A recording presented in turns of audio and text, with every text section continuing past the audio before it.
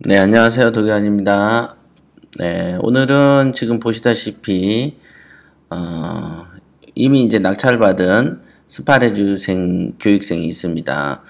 이제 그분은 이제 그 같은 스파레주에서 이제 회장님이시고요. 그 기수에, 최근에 이제 낙찰이 되셨어요. 그래서, 제가 이제 그 월세 중심이냐 시세 중심이냐라고, 이제 강의를 소금쟁이 특강에서도 했었습니다만은, 이 본건 같은 경우에는 약간의 이제 월세 중심적 차원보다는 시세 차익 중심으로 이렇게 구매한 물건이 되겠습니다.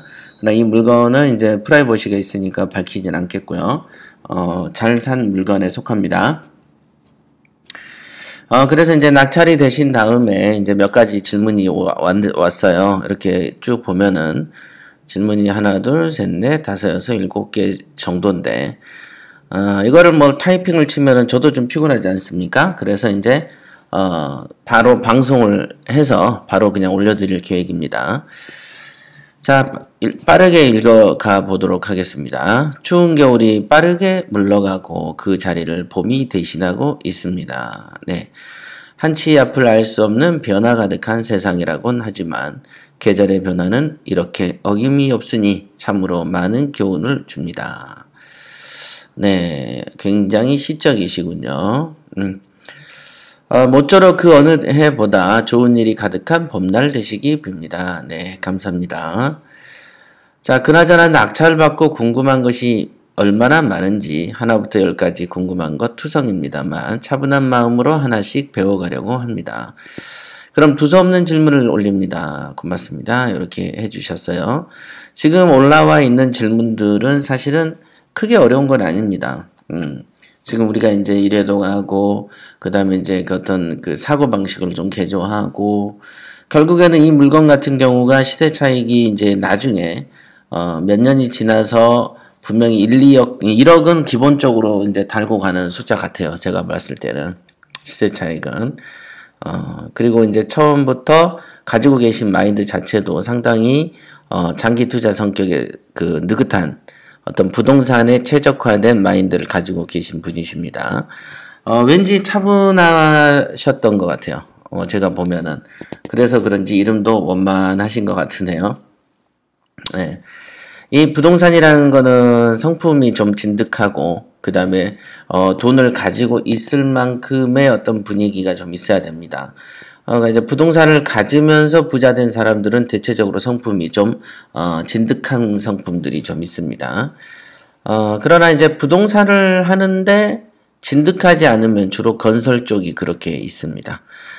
그러니까 건설이나 이쪽으로 해가지고, 부동산을 보유하면서 돈 번 사람들이 또 따로 있고, 분양을 해가지고, 떴다방 이런 데 쫓아다니면서 또는 재건축, 재개발 호재만 쫓아다니면서 부자가 된 또 부동산 쟁이들도 있겠죠. 그런 분들은 어떤 기회를 틈타서 움직여야 되기 때문에 상당히 어떤 센스가 재빠르고 뭔가 이렇게 기민한 것은 있습니다만은 부동산의 본래 속성인 움직이지 않는 거, 어떤 대지의 기운 같은 거, 이제 그런 거를 얻기는 힘들죠. 그냥, 일희일비하는 스타일들이 되게 좀 많이 있습니다. 그리고, 시간을 못 기다리는 성격들이 주로 이제 그 분양권 쪽에 많이 몰려 있죠. 그 다음에 분양권 쪽에서 어떤 물건을, 돈을 벌려면은 약간의 어떤 그 속이는 감정, 속이는 기운들이 좀, 몸에 들어오게 됩니다. 그러나 경매는 내 스스로 어떤 정글을 헤치면서 역경을 이겨나가야 되는 거지 기회를 틈타는 성격의 재화가 아니죠. 그러다 보니까 이제 경매로 부자가 되는 사람들은 조금 더 진득하고 조금 더 치밀한 성격들이 좀 많이 있습니다. 그러니까 치밀하지 않고 기회주의적인 성격이 강하고 뭔가 오래가는 것을 못 버텨야 하는 사람들은 경매에서 빛을 보기 좀 힘들죠. 이제 다른 부동산 종류에서 빛을 봐야 된다. 이렇게 보시면 됩니다. 그러나 이제 저희 그 대한공경문사협회나 이제 키왕짱 옥션에서 추구하는 바는 어떤 그 절대적인 고수, 그 다음에 어떤 삶의 쾌적함과 안락함을 동시에 가지면서도 돈을 벌 수 있는 길이 어디 있겠는가. 그런 성격의 길을 찾은 것이 이제 우리의 이제 PT 스파레주의 경매 실전의 길이죠. 그러다 보니까 조바심이 좀 적은 편에 속해지죠. 지금 예를 들면 권리 분석이나 이런 거를 먼저 시작되는 공부의 시작점으로 삼은 분들은 조바심 등등등 그 인성이 개발이 안 돼가지고 굉장히 힘듭니다. 경매라는 무기를 이렇게 들면 너무 힘든 거예요. 그죠? 너무 힘들죠. 그래서 그거를 그 힘든 과정을 이겨내기 위해서 기본적으로 훈련해야 될 게 마인드고, 그 마인드는 권리 분석을 먼저 공부하는 데서 생기지 않는다는 것이죠. 생기는 길이 지금 저희가 여태 가르치고 있는 방식이 그 어떤 근본적인 두려움을 극복하고 어떤 돈 냄새를 맡는 사냥개 같은 감각을 키우는 것이 우선이지, 그 다음에 지식이 두 번째다, 이렇게 보시면 됩니다. 우선 이런 감각이 얻어지지 않으면은 택도 없습니다. 감각은 노력과 시간에 의해서 이루어지는 것이지 공부에 의해서, 학문에 의해서 되지 않는다는 거. 너무 당연한 얘기지만 이 말을 못 알아들으면 힘들다라고 보시면 됩니다. 되게 자가 진단법을 알려드리는 거예요. 자, 질문 몇 가지를 이제 빠르게 해보겠습니다. 선순위 임차인의 인수비용과 이전비용이 지출되는 시점은 어디냐? 선순위 임차인이라는 것은 돈을 다 받을 때까지 안 나갈 권리를 갖고 있습니다. 그러니까 선순위 임차인이 배당받은 연후에 이제 인수한 비용이 생기죠. 그러니까 이 선순위 임차인의 인수 비용하고 이전 비용이 지출되는 시점이 언제냐? 선순위 임차인의 인수 비용이 되는 것은 배당기일이 지나고 배당을 먼저 받았어요. 그러면서 이제 우리가 그 전에부터 얘기를 하겠습니다만은, 야, 너 언제 나갈 거야? 라고 얘기를 하면 선순위 임차인은, 야, 나는 다 받아야지 나가는 사람이야. 그러면 내가 빠른 시간 안에 맞출 테니까 네가 인수할 돈은 지금 줘. 응? 아니면 배당할 때 줘. 그런 다음에 법원에서 일부 배당받고 네 돈 그때 받아서 그때부터 방을 알아볼게 라고 얘기를 한다면 여러분들은 그 돈을 미리 줘봤자 후회밖에 안 남겠죠. 손해를 보는 형국이 되는 것이죠.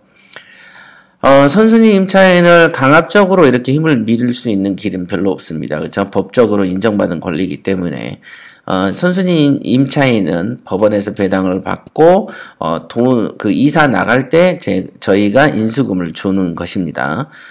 나가는 거 보고 줘야 되는 거죠. 나가는 날 동시에 줘야지. 먼저 주면은 그 다음에 지가 알아서 일자를 잡겠다 그러면 돈을 줄 의미가 없어지는 거가 되지 않겠습니까? 그렇죠? 그래서 선순위 임차인의 인수 비용은 이사 나갈 때 준다. 이게 정답이 되겠습니다. 이전 비용이 지출되는 시점은 언제인가요? 여기 있는 이전 비용은 선순위 임차인의 이전 비용? 요건 아닐 것 같으시죠? 아마 이전 비용은 잔금 치를 때 관련된 부분 같은데요. 잔금을 치를 때 은행하고 얘기를 하는 거예요. 그래서 은행에서 대출 얼마 해준다라고 얘기하면 우리가 이제 언제쯤 잔금을 치르시죠? 라고 지시를 하면 은행하고 대출 중개인이 속해 있는 법무사 쪽에서 그 일을 전부 다 진행합니다. 그래서 법무사가 그 은행한테서 그 대출금을 받고 우리한테서 차익을 받아서 그날 이전하는 것입니다. 그러니까 그날 이전할 때 이전 비용을 합산해서 청구를 하는 것이죠. 이렇게 보시면 됩니다. 3일 연속 방송하고 강의했더니 힘드네요.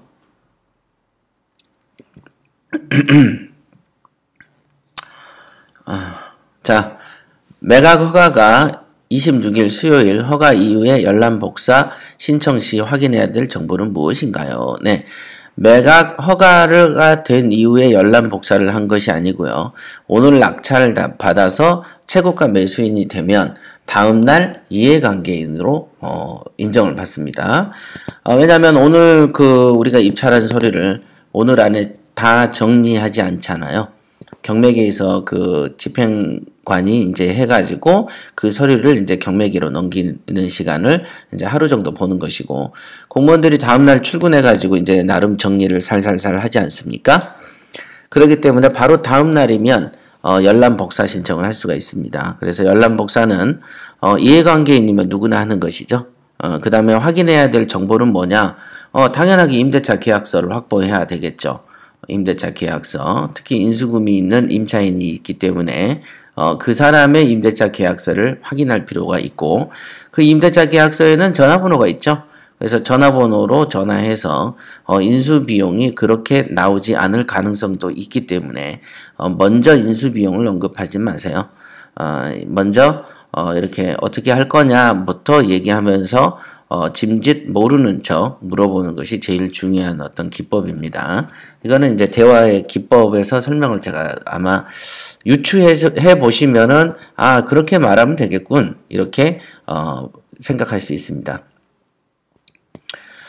열람 복사 신청은 낙찰자가 직접 가서 신청하고 열람을 하나요? 네, 낙찰자가 직접 하거나 어떤 법적인 대리인에게 인감증명서를 보내야 되겠죠.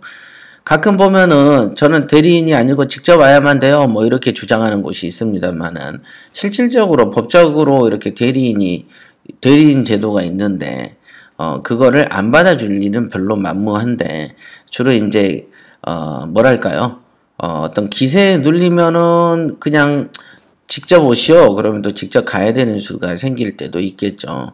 아니면은 무슨 소리냐고, 이러는데 바쁘니까 이래저래 해서 사람 보낼 테니까 이렇게 하세요 라고 얘기를 하면 공무원 입장에서는 그걸 거부할 수는 없지 않겠어요. 그죠? 다 기분과 말에 관한 문제다라고 보시면 되겠습니다. 전 소유자에게 확인해야 될 사항이나 짚고 넘어가야 될 것들이 있나요? 네, 전 소유자하고는 거의 경매에서는 만날 일이 없습니다. 뭐 만나면 뭐 하겠어요? 좋은 일도 아닌데. 전 소유자가 만나면은 여러분한테 징징거리면서 돈을 좀 달라고 얘기할 가능성이 있죠.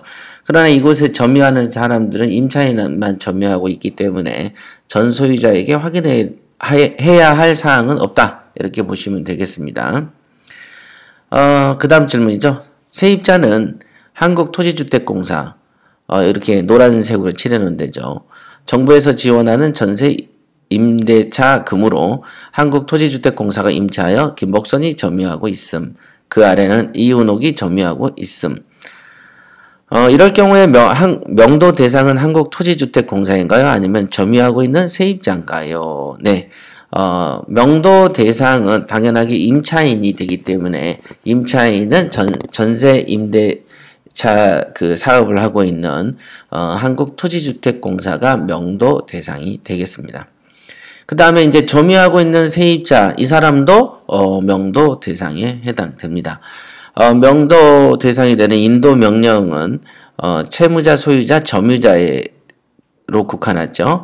그러니까 채무자, 소유자, 점유자에는 이제 여기에 있는 세입자도 해당이 됩니다만은 그 임대차에 해당하는 임차인도 명도 대상이 되는 것이죠.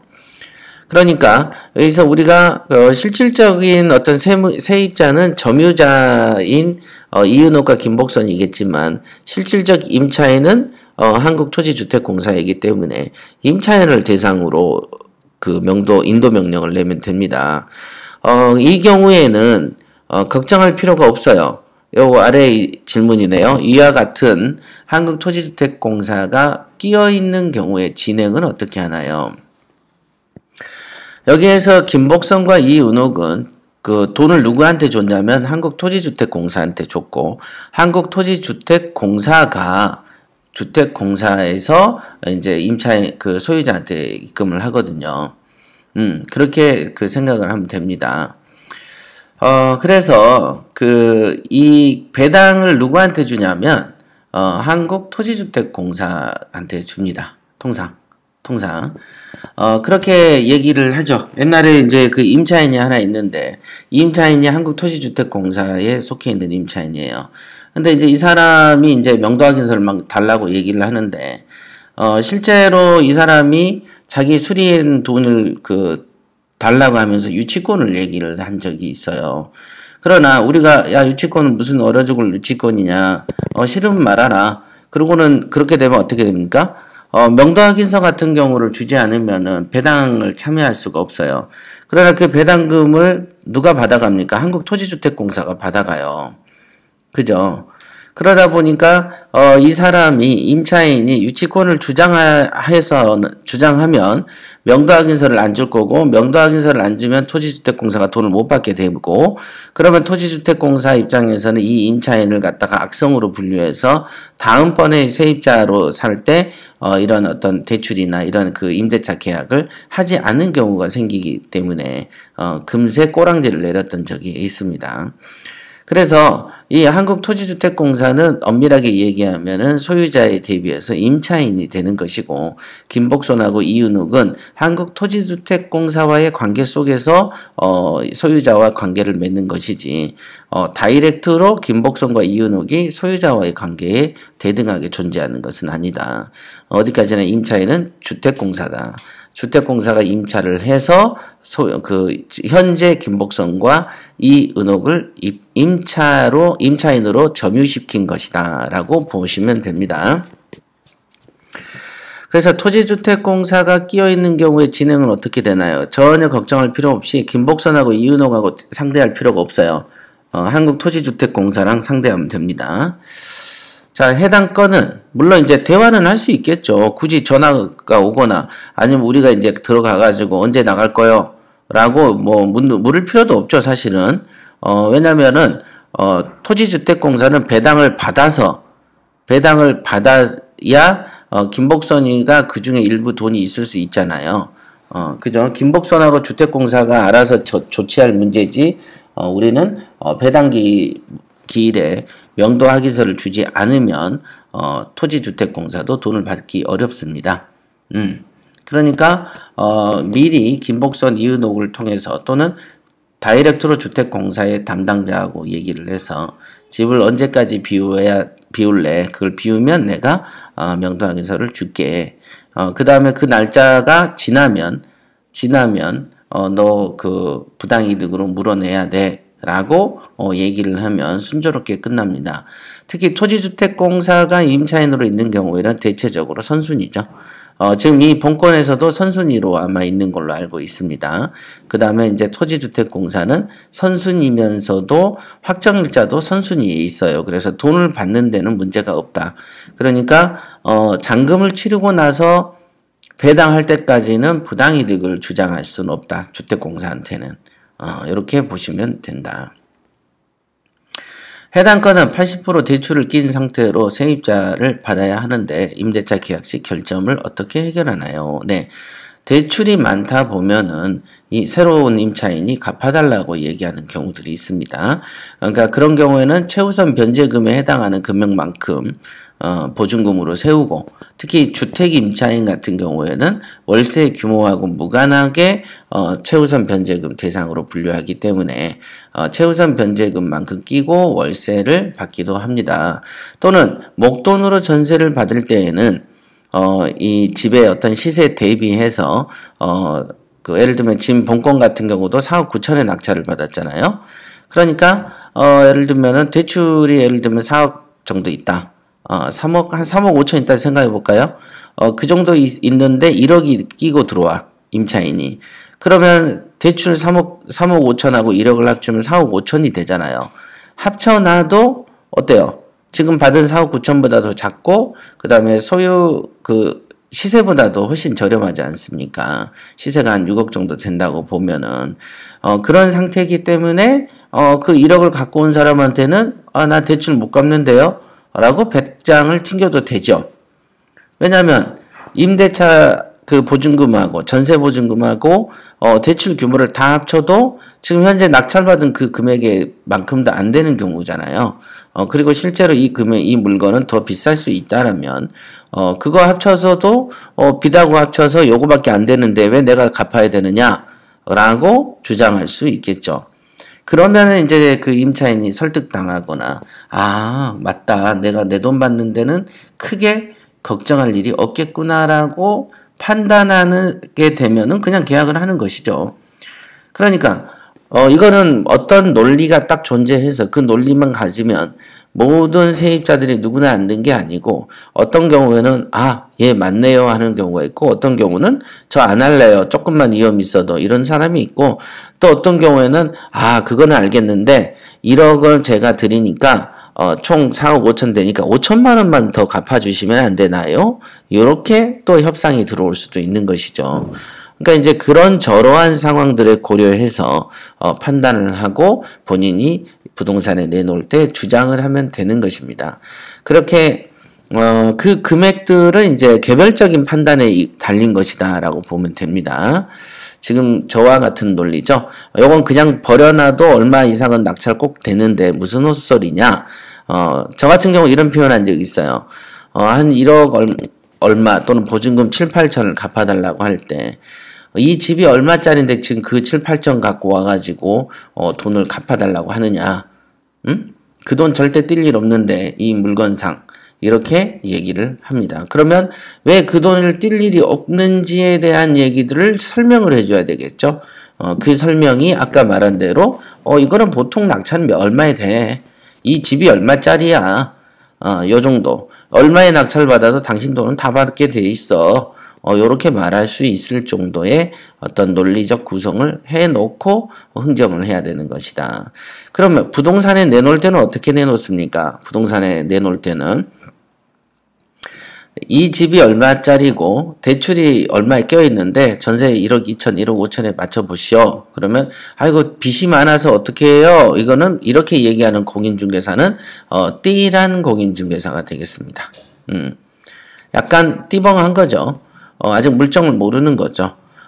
그러면 이렇게 얘기하면 되죠. 그렇게 말을 하는 사람한테는 상황 봐가지고 대출금 일부를 갚아드리도록 할 거예요. 우선은 이 시세대로 맞춰서 붙여주시면 제가 대출은 일부 갚도록 하겠습니다. 또는 일부라는 것은 구체적으로 내가 1억 5천 받으면 5천을 갚겠다. 7천 50% 정도는 내가 갚아주겠다. 빚을. 이런 식으로 어떤 얘기를 미리 깔아놓고 갈 수도 있겠고 그러면서도 연락만 주시면 그때 가서 고민을 적극적으로 해보시도록 하시죠. 라고 얘기할 수도 있을 것이다. 자, 다음 질문. 1억 3천이 투자되었지만 보증금으로 회수하게 되면 자금 운영을 어떻게 하는 게 좋을까요? 네. 어떻게 하긴요. 또 시세 차익 중심으로 사시든가 아니면 이번에는 뭐 월세 중심으로 사시든가 그런 시도를 해보실 수 있는데 그런 판단은 언제 하라 그랬죠? 물건을 골라놓고 하는 것이다. 내가 투자할 당시에 우량물의 정의 내가 투자할 당시에 전국에서 가장 나에게 이익이 되는 것. 그러니까 미리 어떤 일정을 짜놓고 얘기하지 마세요. 그래 놓으면 그 일정에 의해서 내가 또 구속이 됩니다. 그래서 나를 자유롭게 놔두세요. 이래야 돼 저래야 돼를 버려놓고 항상 내 눈에 발견되는 어떤 여러 가지 패 중에서 가장 이익되는 패로 움직이는 거면 되는 거지 이래야 돼 저래야 돼를 골라놓으면은 스스로 장애가 된다. 그거가 늘 이제 제가 가르쳤던 방식 아닙니까? 자, 마지막으로 대출 상담사, 법무사, 세무사를 소개 부탁드립니다. 네, 안 그래도 곽 실장한테 문의해봐라 이렇게 얘기를 했고요.